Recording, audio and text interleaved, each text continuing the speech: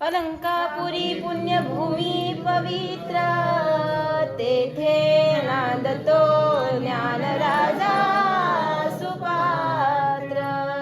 तया ठविता महापुण्यराशी, नमस्कार माझा श्री सद्गुरु ज्ञानेश्वरासी. पुंडलिक वरदारी विठ्ठल श्री ज्ञानदेव तुकाराम, पंढरीनाथ भगवान की जय. माऊली ज्ञानेश्वर महाराज की जय. जगद्गुरु तुकाराम महाराज की जय. सद्गुरु जोग महाराज की जय. सब संतन की जय. आता या ठिकाणी आपण थोडस कीर्तन म्हणजे अभंगाचं सकीर्तन आणि भावार्थ आपण बघणार आहोत. पण या ठिकाणी ना मृदंगाचार्य ना गायनाचार्य, म्हणून आपला रामकृष्ण हरी म्हणून रूपाचा अभंग न घेता आपण कीर्तनाच्या अभंगाला ओळूया. राम कृष्ण हरी जय जय राम कृष्ण हरी जय जय राम कृष्ण हरी जय जय राम कृष्ण हरी जय जय राम कृष्ण हरी जय जय राम कृष्ण हरी जय जय राम कृष्ण हरी जय जय राम कृष्ण हरी जय जय राम कृष्ण हरी जय जय राम कृष्ण हरी जय जय राम कृष्ण हरी जय जय राम कृष्ण हरी जय जय राम कृष्ण हरी जय जय राम कृष्ण हरी जय जय राम कृष्ण हरी जय जय राम कृष्ण हरी जय जय राम कृष्ण हरी जय जय राम कृष्ण हरी जय जय राम कृष्ण हरी जय जय राम कृष्ण हरी. पडता जड भारी दासी आठवावा हरी, मग तो हो निदिशिन आड घाली सुदर्शन. नामाच्या चिंतने बारा वाट पळती विघ्ने, मग तो हो निदिशिन आड घाली सुदर्शन. विठ्ठल विठ्ठल विठ्ठल विठ्ठल विठ्ठल. वक्रतुंड महाकाय सूर्यकोटी समप्रभ, निर्विघ्नं कुरु मे देव, सर्वकार्येषु सर्वदा. गुरुर्ब्रह्मा गुरुर्विष्णु गुरुर्देवो महेश्वरा, गुरुर्साक्षात् परब्रह्मा, तस्मै श्री गुरुवे नमः. अखंडमंडलाकारं व्याप्तं वेन चराचरं, तत्पदं दर्शितं येन तस्मै श्री गुरवे नमः. महायोगपीठे तटे विमरत्यं वरं पुण्डरीकाय दातुं मुनीन्द्रैः, समागत्य तिष्ठं तमानन्दकन्दं परब्रह्मलिङ्गं भजे पांडुरंगं. पांडुरंगा करू प्रथम नमन, दुसरे चरण संताचिया, त्यांच्या कृपादाने कथेचा विस्तारू. बाबाजी सद्गुरुदास तुका. नमो ज्ञानेश्वरा नमो ज्ञानेश्वरा, निवृत्ती उदारा सोपान देवा. मुक्ताबाई नमो त्रिभुवन पावनी, आद्यत्रय जननी देवाची. कलावज्ञ जियो धरार्तावतारं, कलंकांग तेजोदिकामोदिवत्रं. खलानीश बाधापनोदाहो दक्षं, समाधिस्थमूर्तिं भजे ज्ञानदेवं. ओम नमो ज्ञानेश्वरा करुणा करा दयाळा, तुमचा अनुग्रह लादलो पावन झालो चराचरी. जिजाऊ माऊली तुला वंदनाही, जिजाऊ माऊली तुला वंदनाही. तुझ्या प्रेरणेने दिशा मुक्त दाही. छत्रपती शिवराया माझा करता हिंदुस्थानाचा, त्याला करतो मी हा मुजरा मानाचा. आणि कीर्तन रूपे सेवेसाठी घेतलेला अभंग म्हणजे आपण ज्यांचा अभंग घेतला तर त्याचं विश्लेषण आपण कसं करणार आहोत बघा. जसं की आई आपल्या बाळाला पदरामध्ये टाकून जेव्हा स्तनपान करते, अगदी ध्यान देऊन ऐका बरं, खूप गोड असं विश्लेषण आहे. जसं आई आपल्या बाळाला पदरामध्ये टाकून स्तनपान करते, अगदी त्याच प्रकारे 700 श्लोकांवर 9036 ओव्यांवर ज्यांनी रसपान केलं, जेव्हा 16 वर्षाचं बालक परवरेच्या तटाला बसलं, विश्वात्मक ज्ञान यज्ञ ज्यांनी मांडला आणि इंद्रायणीला भक्तीचा महापूर ज्यांनी आणला, नेवासाच्या खंब्याला ज्यांनी सुवर्णता प्राप्त करून दिली, असा माझा भगवान पांडुरंग परमात्माचा अंश म्हणजे ज्ञानोबारायांच्या रूपामध्ये अवताराला आला. तर निवृत्ती दादांनी शिळा सरकवली समाधीच्या कालावधीमध्ये आणि अख्खा महाराष्ट्र हा ज्ञानाच्या अंधकारामध्ये चाच पडत राहिला. कुणी म्हणते एका जन्माला येतो का, कुणी म्हणतो नामात जन्माला येतो का, आणि कुणी म्हणते ज्ञाना जन्माला येतो का. मुघलांच्या टापाने अख्खा महाराष्ट्र हा बेचिराग होऊ लागला. आई बहिणीच्या लक्तर वेशीला टांगल्या जाऊ लागली, मूर्तीच्या विटंबना होऊ लागल्या, मंदिरं उद्ध्वस्त होऊ लागली, मंदिराचे कळस देखील कापल्या जाऊ लागली, धर्म त्राही त्राही करू लागला, धर्म पतनाला जाऊ लागला. आणि धर्म पतनाला जात असताना माझ्या पंढरीच्या पांडुरंग परमात्म्याला आपला अंश जन्माला घालावा वाटला. म्हणून वरतून खाली डोकावून पाहिलं तर मुकुटातला एक मणी तो तसा दक्षिण वाहिनीने देहू गावाच्या इंद्रायणीच्या तटाला पडला आणि वाळवंटामध्ये भक्तिभावाचा डाव रंगला. भक्तीचं जे कार्पण होतं ते धुवून निघून गेलं आणि भक्तीला तारुण्यपण प्राप्त झालं. आणि भक्तीला तारुण्यपण प्राप्त झाल्यानंतर इंद्रायणीचे पाणी पिऊन ज्यांची वाणी तृप्त झाली त्यांनी 4200 अभंगाची निर्मिती केली आणि 4200 अभंगाची 28,000 चरण झाली. त्या 28,000 चरणामध्ये एका शब्दामध्ये माझ्या पंढरीच्या पांडुरंग परमात्माचं ज्यांनी अधिष्ठान शोधलं, भंडारा भामा घोरड्यांना ज्यांनी आपलं भाऊबंद मानलं, वृक्षवल्ल्यांना ज्यांनी आपलं स्वैर मानलं आणि पशुपशांना सुस्वरांना ज्यांनी भजन आळवायला लावलं, दगडांचे टाळ केले, निर्गुण निराकार असलेला माझा तो भगवान पांडुरंग परमात्मा सगुण रूपामध्ये देहू गावाच्या पठारावर ज्यांनी आणला ते म्हणजे साधू साधकांचे मायबाप महाराज. खिशात नाही धन, समाजात नाही मान, घरामध्ये मोटकी खाट, पाणी प्यायला फुटका माठ, तरी वैकुंठाचीच ती वाट, असा ज्याचा परमात्माचा थाट ते म्हणजे जगद्गुरु जगद्वंदनीय आणि जगतातील तिसरे गुरु जगद्गुरु तुकोबाराय. आणि कीर्तन रूपी सेवेसाठी निवडलेला अभंग माझ्या जगद्गुरु तुकोबारायांचा आहे. तर जगद्गुरु तुकोबाराय नामपर अभंग याकरिता घेतला कारण की आज एकादशी आहे आणि भगवंताचं महत्व आपल्याला कळायला पाहिजे, यामुळे हा अभंग मी या ठिकाणी निवडलेला आहे. आणि आपण पहिली गोष्ट म्हणजे आपण परिक्रमेमध्ये आहोत आणि मैया आपल्याला जे दृष्टांत देते, मैया जे आपल्याला सिद्धांत देते आणि परिक्रमा करत असताना जी आपली इच्छा होते ती इच्छास्फूर्ती आपली मैया करते. तर मग आपली काळजी एवढी मैया घेते तर तिचं नामामध्ये शक्ती काय आहे. आणि या अभंगामधली अभंग आहे नामपर. मग या अभंग नामपर जो घेतला आहे तर याची शक्ती काय. तर असलेला आज एकादश असल्या कारणाने हा अभंग मी या ठिकाणी निवडला. तर सांगायचं तात्पर्य एवढंच की भक्ती जी आहे तर भक्तीचं महत्व काय, नामपर महत्व काय आणि आपण नामपर निवडलेला अभंग याचा अर्थ तरी काय.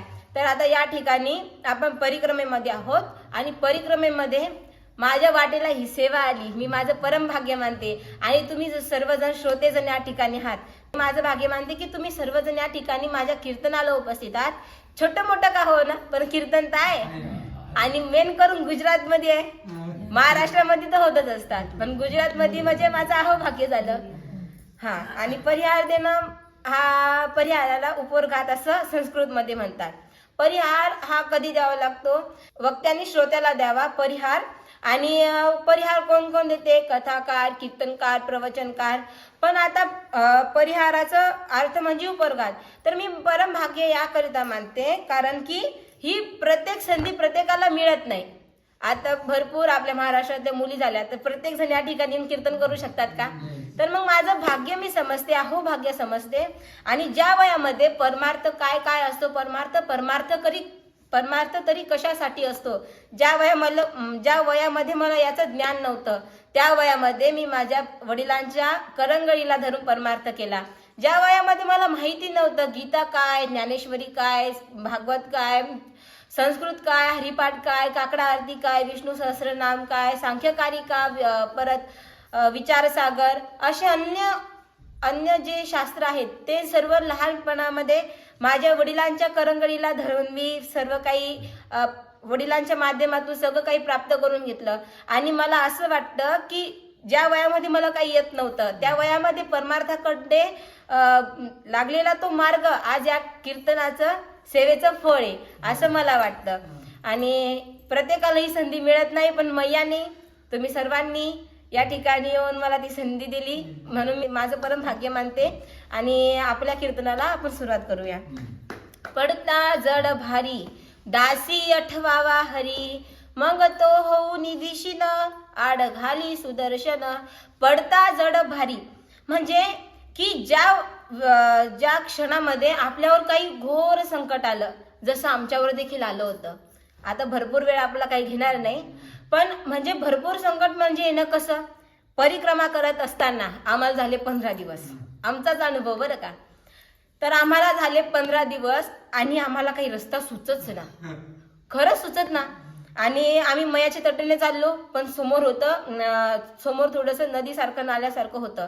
आम्हाला वाटलं की छोटं मोठं असेल, पण नंतर आम्ही मॅपवरती बघितलं ते निघालं भरपूर मोठं. तर मग आम्ही म्हटलं आता शॉर्टकट काढा, महाराष्ट्रीयन काढायला लागलो. शॉर्टकट करावं तरी काय, आम्ही वरतून आलो. मग वरतून आलो आणि वरती असं झालं की रस्ताच गावना, आणि रस्ता सगळा आम्हीच बनवला त्या ठिकाणी. तर हाताला खरचाटलेलं, काटे टोचलेले, परत हे जे दिसत आहे ना याला छोटे छोटे काटे टोचले तर असं घाम पुसता पण येईना, असे काटे त्या ठिकाणी होते. मग आम्ही तसंच निघालो, समोर समोर निघालो, पण काय करावं काय नाही काही सुचच ना आम्हाला. तर कसा मसा रस्ता आम्ही काढला, समोर गेले. मग मी आणि भैया मागं होते. आम्ही समोर गेली, तिथं बसला होता आजगर, मोठा आजगर होता. मी म्हटलं आता मी जर बोलीत आहे म्हणाल तूच रस्ता आणला, तुझ्यामुळेच आजगर दिसला आणि त्यानं जर खाऊन घेतलं तर. पण काय करा, मैयाची कृपा होती, आजगर झोपलेला होता. लगेच रस्ता बदलला आणि दुसऱ्याकडे घुसलो.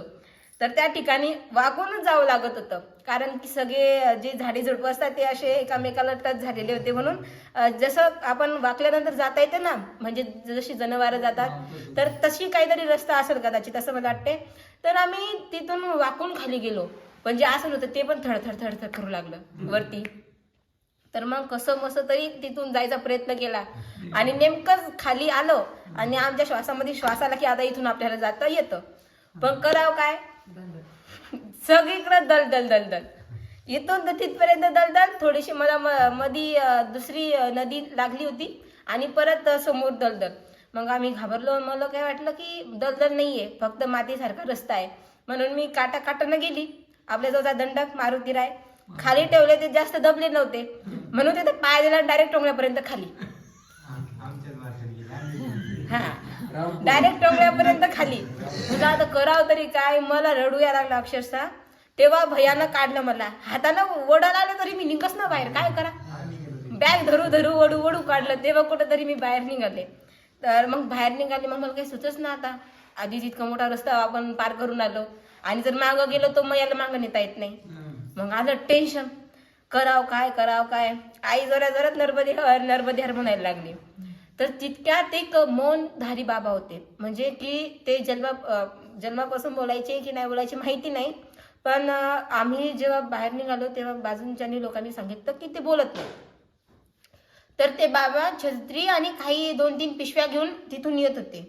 मग म्हटलं आता इथून जायला रस्ता नाही, बाबा येतात तरी कसे. आई केव्हाची नर्मदे हर. बाबांनी हात तर दाखवला पण बोलाले नाही. आम्हाला वाटलं काय असेल काय माहिती, बाबा बोलत का नाही. आणि आम्ही खरं किती आवाज देत होतो तरी पण बाबाने आवाज काय ऐकले नाही, आम्हाला असं वाटलं. पण बाबा त्या ठिकाणी आले आणि तो रस्ता असा बाबा की तो रस्ता पार करणं अशक्यच. पूर्ण खडी चढाई होती आणि इतका तरी रस्ता असेल, पाय घसरला की डायरेक्ट दलदलमध्ये गेला, इतका खतरनाक रस्ता होता.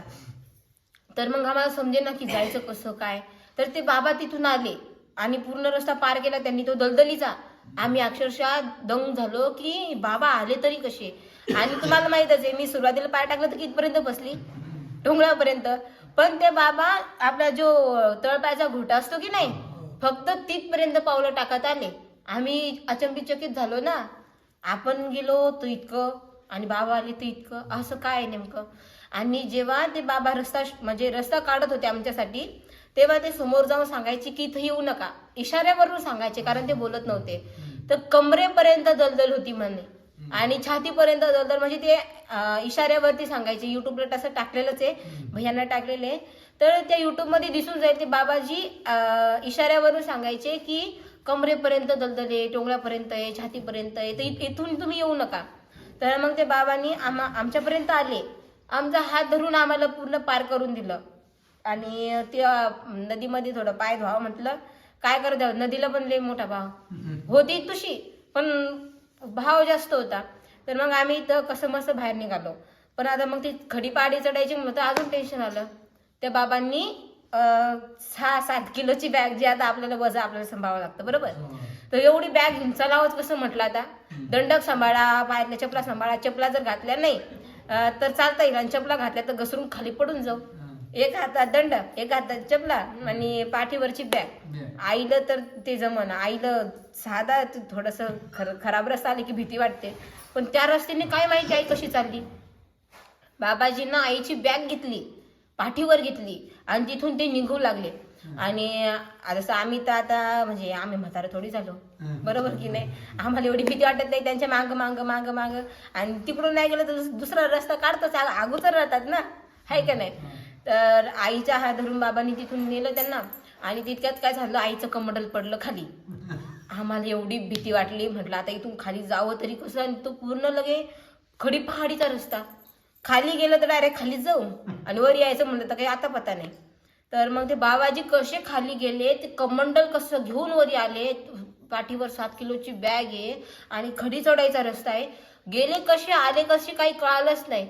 आणि थोडं समोर चालता चालता त्या बाबामध्ये आम्हाला 3 गोष्टी पाहायला भेटल्या. एक म्हणजे उजव्या पायामध्ये कड, उजव्या पायामध्ये मंगळसूत्र होतं, आणि उजव्या हातामध्ये होतं हिरव्या 2 बांगड्या. तर आम्हाला वाटलं की हे कोण आहे, आम्हाला खरं काही माहिती नाही. पण आम्हाला त्यांच्यामध्ये 3 रूप दिसू लागले. एक म्हणजे मारुतीरायांचं, दुसरं म्हणजे महादेवाचं, आणि तिसरं म्हणजे मयाचा साक्षात्कार. म्हणजे आपण परिक्रमा करत असताना फसलो, पण मयाने कोणत्या रूपामध्ये येऊन आपली मदत केली, फक्त एवढं जर जाणून घेतलं ना, झालं आपलं परिक्रमा येऊन सार्थक, बरोबर की नाही. तर मग अशा अडचणी भरपूर येत राहतात जीवनामध्ये ना. आपण परिक्रमा करत आहे, पण आता परिक्रमा करता करता काय होतं की वयोवृद्ध जास्त झाले. आता चालू टोंगळ्याला, आता तुम्हाला तर माहीतच आहे, जे आजोबा त्यांचे गुडघे भरपूर दुखतात. काही जणांचे तर सुचतात अक्षरशः, काही जणांना तर बेल्ट लावावं लागते. तुमचं पण तसं झाले का? बर. तर मग आता म्हणजे भरपूर करावं लागते की नाही. तर मग इतकं सगळं करून चालायचं म्हटलं तर थोडं अवघड वाटतं आपल्याला. पण मैया कशी करून घेते, कसा आपण इतका रस्ता पार करतो, कशी परिक्रमा पूर्ण करतो, हे आपल्यालाच आपलं कळत नाही. कारण मैयाने दिलेला आशीर्वाद आहे. आणि तुम्हाला एक गोष्ट सांगू, एवढं मोठं तर मला काही माहिती नाही, पण मी ऐकलं होतं, सोशल मीडियावर आलं होतं, म्हणजे की असंच बघता बघता आईने दाखवलं होतं मला, की जेव्हा आपण परिक्रमा करतो ना, तर त्या परिक्रमा करण्यासाठी आपल्याला 1000 जन्माचं पुण्य लागतं, तेव्हा आपली परिक्रमा होते. आणि असं म्हणतात, आता तुम्ही विचार करा की 1000 जन्माचं पुण्य आपलं आहे, तर आपण या ठिकाणी आलं, तर मग आपलं ते पुण्य किती महान असत. आणि नर्मदा मैयाच्या पूर्ण परिक्रमा करतो आपण मैयाची, तर मग मैयाचा आपल्यावरती आशीर्वाद आहे तरी किती. आणि परिक्रमा करताना मैया परीक्षा तर घेणारच, परीक्षाशिवाय काही आहे का. तसं आमच्या सोबत पण झालं. आता आमची आई झाली बिमार, आम्हाला थांबावं लागलं 5 दिवस. परीक्षा तर सुरू आहे. मग याला वाटलं यांना थोडीशी चॉकलेट देऊ, बिस्किट देऊ, कुरकुरे देऊ, बघू आपण हे वापस जातात की नाही. तर का खरंच म्हणा वाहतूक परिक्रमा करतात. पण मयाच्या या परीक्षेमध्ये आपल्याला पास व्हायचंय, तर मयाने किती चॉकलेट दिली तिथंच खाऊन घ्यायचे, पण समोर निघायचं, चॉकलेट घेऊन परत वापस जायचं नाही, बरोबर की नाही. तर मग परिक्रमा करता करता करता करता मयाचं चिंतन करता करता अनुभवता आले आम्हाला भरपूर काही. पण सांगण्यासारखा हाच होता, कारण की आम्हाला त्या बाबांमध्ये ना मैया दिसू लागली. रडायला इतकं होतं, थोडं धरून ठेवलं, धीर धरला की आता रडायचं नाही बरं, आता आपल्याला समोर जायचं, मग रडू आपण.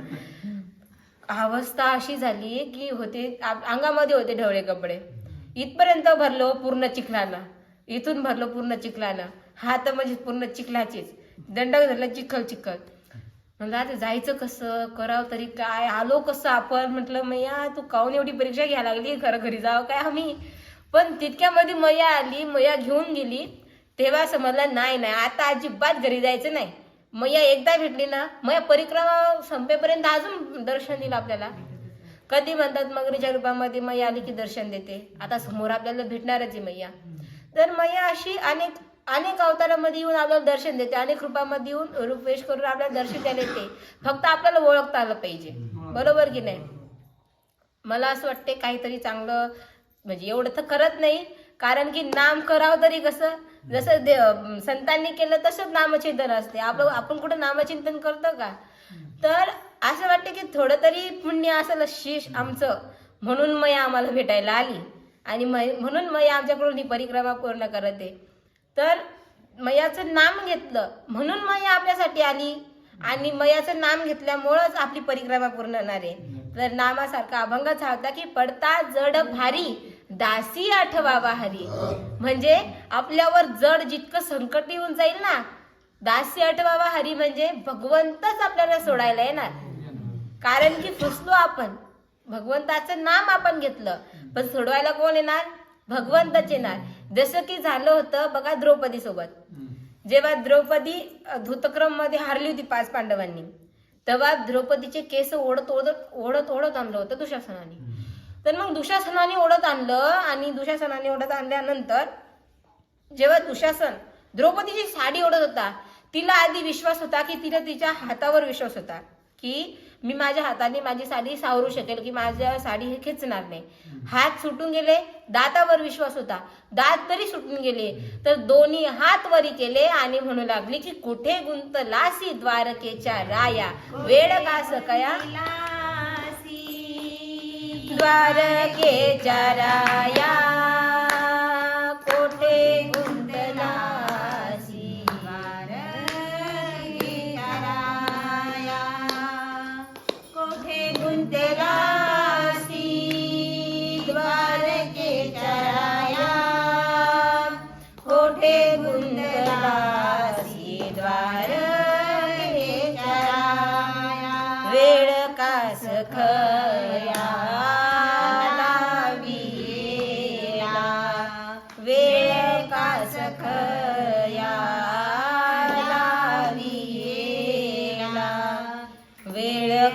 सखया लाविला,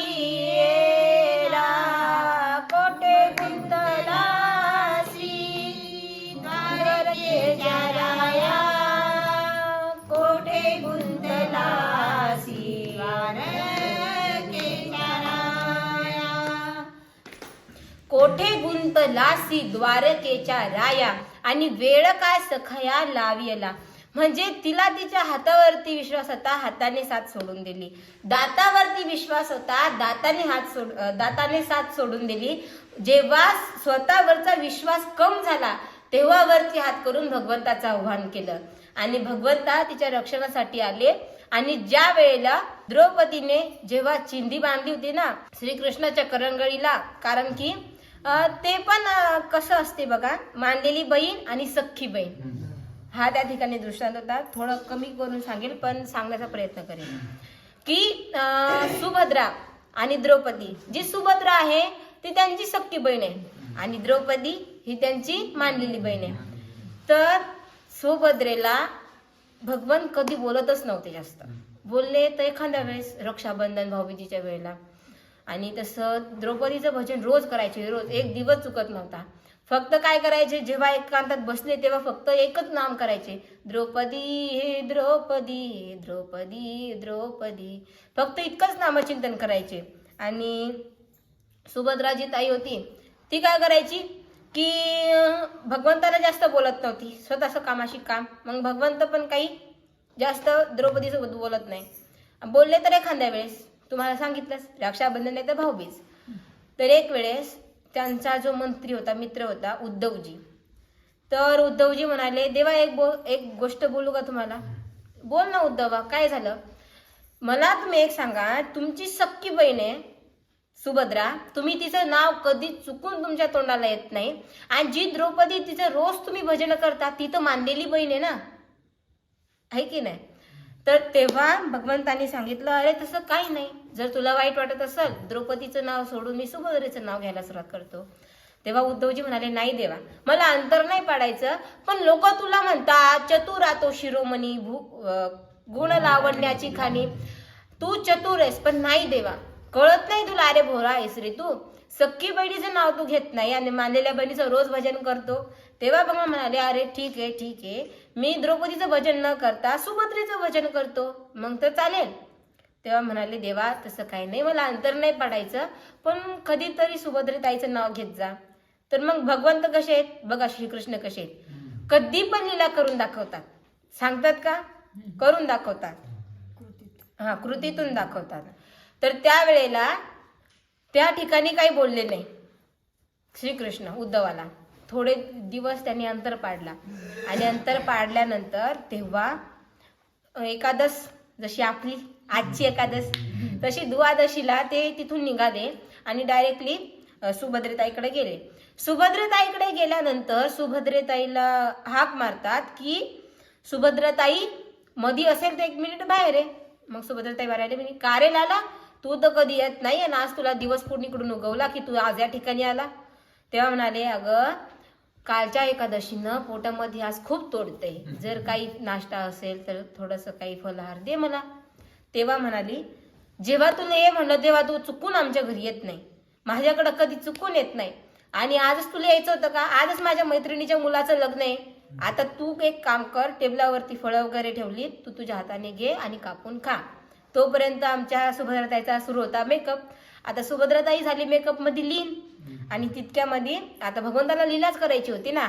घेतलं एक सेप, घेतला चाकू, एक फोड कापली, टेबलावर ठेवली, दुसरी कापली उद्धवजीला दिली आणि तिसरी फोड कापायला गेले, स्वतःची करंगळी कापून घेतली. आता करंगळी कापल्यानंतर वेदनेची आरोळी निघली की सुभद्राताई काहीतरी घेऊन ये ग, माझी करंगळी कापली आहे, काहीतरी चिंधी वगैरे घेऊन ये. तेव्हा उद्धवजी म्हणाले, सुभद्राताई पटकन काहीतरी घेऊन या, लालाच्या बोटामधून लालाच्या करंगळीमधून भरपूर रक्त वाहते, काहीतरी घेऊन या हो.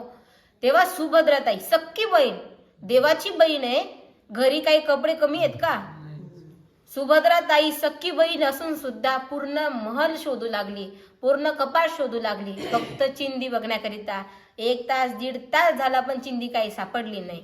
तेव्हा उद्धवजीला श्रीकृष्ण भगवान म्हणू लागले की आता या ठिकाणी थांबून काही अर्थ नाही, चला आपण जाऊ द्रौपदीताईकडे. द्रौपदीताईकडे आले आणि द्रौपदीताईचं तुळशीला पाणी घालत असताना भगवंताचं चिंतन सुरू होतं. श्री कृष्ण गोविंद हरे मुरारी, हे नाथ नारायण वासुदेवा. श्री कृष्ण गोविंद हरे मुरारी, हे नाथ नारायण वासुदेव, हे नाथ नारायण वासुदेव, हे नाथ नारायण वासुदेव.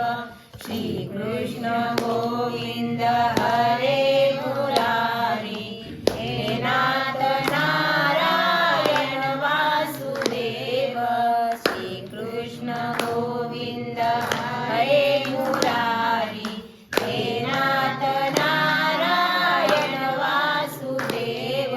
असं भजन करू लागली सुभद्राताई. आणि तितक्यात लालाला समोर पाहिल्यानंतर सुभद्राताईनं जल अर्पण केलं तुळशी मातेला आणि डोळे उघडले. डोळे उघडल्यानंतर तुळशी माता म्हणते, अरे भगवान, अरे देवा, तू या ठिकाणी आलास, आज कसं काय येणं केलंस. तेव्हा भगवंताचा हात हातामध्ये होता आणि पूर्ण पिवळा पितांबर हा रक्ताने माखलेला होता. जसा रक्ताने माखलेला पिवळा पितांबर बघितला तसा द्रौपदीच्या हातामधली जी पूजेची थाली होती ती धड दिशी खाली पडली. आणि खाली पडल्यानंतर उद्धवजीने एक शब्द काढला की द्रौपदीताई चिंदी घेऊन या, लालाच्या बोटाला कापले तर लालाच्या बोटाला चिंदी गुंडाळायची आहे.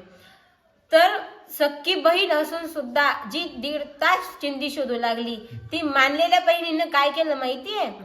तर मानलेल्या बहिणीनं सांगितलं की उद्धवजी, लालाला तुम्ही इकडे घेऊन या, चिंदेची व्यवस्था मी करते. डोक्यावरचा पदर खाली काढला, पदराकडनं साडी फाडली आणि कानाच्या लालाच्या हाताला गुंडाळली. तेव्हा जेव्हा डोक्यावरचा पदर द्रौपदी ताई खाली घेत होत्या आणि पदराकडनं चिंदी फाडत होत्या, तेव्हा काय झालं माहितीये, उद्धवजीच्या भुया उंच झाल्या आणि उद्धवजी म्हणाले, द्रौपदी ताई तुम्हाला राग येणार नाही, ते एक प्रश्न विचारू. तेव्हा द्रौपदी ताई म्हणाली, विचारा ना, राग मला कशाला राग येईल, माझा भगवंत, माझा देव, माझा भाऊ आज या ठिकाणी आला, तर आज जसा आनंद आहे तसा आनंद मी याआधी कधी झाले नाही. तर तेव्हा उद्धवजी म्हणाले, तुम्ही डोक्यावरचा पदर खाली घेतला, पदराकडनं साडी फाडली आणि तुम्हाला शास्त्र वगैरे माहित नाही, देवाची बहीण आहात ना तुम्ही, तर डोक्यावरचा सुवासिनीने डोक्यावरचा पदर खाली घ्यायचा नाही आणि घेतला तर तो पदराकडनं फाडू नये. का? कारण की धोका असतो. कशाला? पण आता आजच्या त्याची कुंकू गेले आणि टिकली आल्या, हो काय करता, बरोबर आहे की नाही. मग कुंका गेला आणि टिकली आली, आता टिकली तर ठीक आहे, नाही तर टाकलं पण टिकत नाही असं म्हणतात बरं. असं सांगितलं म्हणून सांगितलं.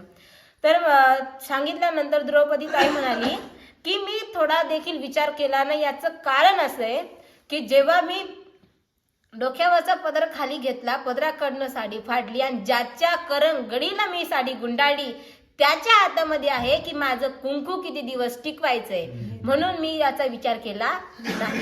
आणि जी चिंदी करंगडीला बांधलेली त्या चिंदीमध्ये 999 धागे होते, रेशमी धागे, आणि त्या 999 रेशमी धागाच्या 999 साड्या भगवंतांनी तिला दिल्या. आणि भगवंतांनी साड्या दिल्यानंतर म्हणजे सांगायचं काय, तो आधी आपली परीक्षा घेतो. परीक्षा घेतल्यानंतर जर आपण पास झालो आणि आपल्याला काही अडचण आली तर भगवंतच आपल्यासाठी धावून येतो. आणि हे सगळं कशाने शक्य होते? नामाच्या चिंतने 12 वाट पळती विघ्ने. म्हणजे आपल्या जीवनामध्ये किती जरी संकट आले तर ते नाहीसे करण्यासाठी कोण आहे? तर भगवंतच आहे. भगवंतच येणार नाहीसे करण्यासाठी पण. आणि भगवंत असा आहे की काही दिवस बघतो की आपली जी भक्ती आहे, आणि भगवंताला भोळी भक्ती आवडते. भगवंताला भोळी भक्ती याकरिता आवडते कारण की जे रोज जातात मंदिरामध्ये दर्शन घेण्यासाठी आणि भगवंताला म्हणतात की तू एकच काम कर देवा, शेजाराच्याची गाडी झाली ना, मला ना मोठी स्कॉर्पिओ घ्यायची, मला तितकी येऊ दे. आणि एवढं म्हणतात, अंधबन एक दुसरी बाई येते आणि काय म्हणते, देवा मला बाकी काहीच नको, शेजाराच्या बाईनं 1 ग्रामची नथनी केली, मला 5 ग्रामची नथनी पाहिजे, देशील तर सांग. आणि दिलं तर ती तुला थोडा जरी तिने तुला प्रसाद दिला तर त्याच्या 3 पट मी तुला जास्त प्रसाद देईल. म्हणजे आपली भोळी भक्ती आहे का? आपली स्वार्थापोटी भक्ती आहे. देवा मी हे करील, मी तुला तुम्हाला हे दे, मी तुला त्यानंतर तुला साकडं घालील आणि ते तुझं मी फेडून टाकेल, आपण असं म्हणतो. पण भोळी भक्ती अशी आहे की बस भगवंत माझा आहे आणि मी देवाचा आहे, देव माझा मी देवाचा, बस. विठ्ठल माझा मी विठ्ठलाचा, विठ्ठल माझा मी विठ्ठलाचा, विठ्ठल माझा माझा माझा माझा माझा, विठ्ठल माझा मी विठ्ठलाचा, विठ्ठल माझा माझा माझा विठ्ठल माझा मी विठ्ठलाचा. म्हणजे विठ्ठल माझा आहे आणि मी विठ्ठलाचा आहे, म्हणजे भगवंत माझे आणि मी भगवंताचा. अजून एक सोपं साधारण उदाहरण देऊ. जेव्हा नवीन लग्न होतं, जेव्हा लग्न होतं तेव्हा जर कोणी आपल्या घरी आलं, आई तुमचं नवीन लग्न झालं समजा, आता आपल्या आईला उदाहरण देऊ, बाबा आले का समजा, आले का, आहे का नाही आले का, तुम्हीच आल्या का नाही त्या, बरं जाऊ द्या, आहे का, तर तुमचं नवीन लग्न झालं आणि आता हे बाबा आले तुमच्या घरी, तेव्हा तुम्ही तरुण होते बरं. बाबा तुमच्या घरी आले आणि तुम्हाला येऊन म्हणाले की वहिनी दाजी कुठे आहे, नाही ताई दाजी कुठे आहे. तर मग असं म्हणाल्यानंतर तुम्ही काय म्हणाल, काय काम होतं, काही काम होतं का, तर ठीक आहे मग ते आल्यानंतर मी तुम्हाला सांगितलं, तुम्ही थोड्या वेळाने या. पण आता त्याच लग्नाला 10-12 वर्ष झाली आणि डबल हेच काका तुम्हाला तुमच्याकडे आले, म्हणाले ताई दाजी कुठे येतो. मग तुम्ही म्हणाल काही काम होतं का, मला सांगा मी त्यांच्यापर्यंत पोहोचवते. मग बाबा तुम्हाला सांगतात कारण की झाले लग्नाला 10 वर्ष. आता याच टायमाला आता तुम्ही ज्या अवस्थेमध्ये आहेत, तर तुम्ही आता जे तुमचं लग्नाचं वर्ष आहे समजा, किती झाले सांगा ना, लाजू नका. हा, आता 40-50 वर्ष झाले आणि हेच बाबा तुमच्याकडे आले आणि म्हणाले ताई दाजी कुठे आहेत, त्यांच्याकडे थोडंसं काम होतं. तर तुम्ही काय म्हणणार, ते आणि मी काय वेगळी आहे का, मला सांगितलं काय आणि त्यांना सांगितलं काय, एकच आहे. बरोबर. तसं भक्ताचं आणि देवाचं असतं. आता ऐका, जेव्हा भक्त नवीन नवीन भक्ती करतो तेव्हा भक्ताला काय वाटतो, नाही मी देवाचा आहे, देव माझा आहे का, नाही मी देवाचा आहे असं समजतो. पण तीच भक्ती जेव्हा जुनी जुनी होत गेली, 10-12 वर्ष झाले त्या भक्तीला, तेव्हा त्या भक्ताला काय वाटतं की नाही, देव मी वेगळा नाहीये, देव मी जसं देवाचा होतो ना, तर देव माझा आहे, देव माझा आहे. 10 वर्षानंतर वाटतं. आणि त्याच भक्तीला 50-60 वर्ष झाले आजीसारखे, तर मग त्याच्या मनामध्ये काय येते, भक्ताच्या मनामध्ये, नाही देव मी वेगळा नाही, देव आणि मी एकच आहे, आमच्या दोघांचा अंतरात्मा एकच आहे. भक्तीमध्ये असंच होतं. तर करायचं काय आपल्याला की भगवंत आणि आपण वेगवेगळे नसून एकच हे असं समजून भगवंताची आपण भक्ती केली पाहिजे. आणि ती भगवंताची भक्ती केल्यानंतर काय होतं, नामाच्या चिंतने आणि 12 वाट पडती विघ्ने. आता मी माझे 2 शब्द इथंच संपवते बघा. आता कीर्तन करता करता भरपूर वेळ निघून गेला आणि आमचे बाबाजी पण आले. बाबाजींच्या चरणी नतमस्तक होते, तुमच्या सर्वांच्या चरणी नतमस्तक होते. तुम्ही सर्वजण या ठिकाणी आहेत आणि मी माझ्या कीर्तनाला या ठिकाणी पूर्णविराम देते. ज्ञानेश्वर माऊली माऊली तुकाराम कुंडली कवटा हरी विठ्ठल श्री ज्ञानदेव तुकाराम पंढरीनाथ भगवान की जय.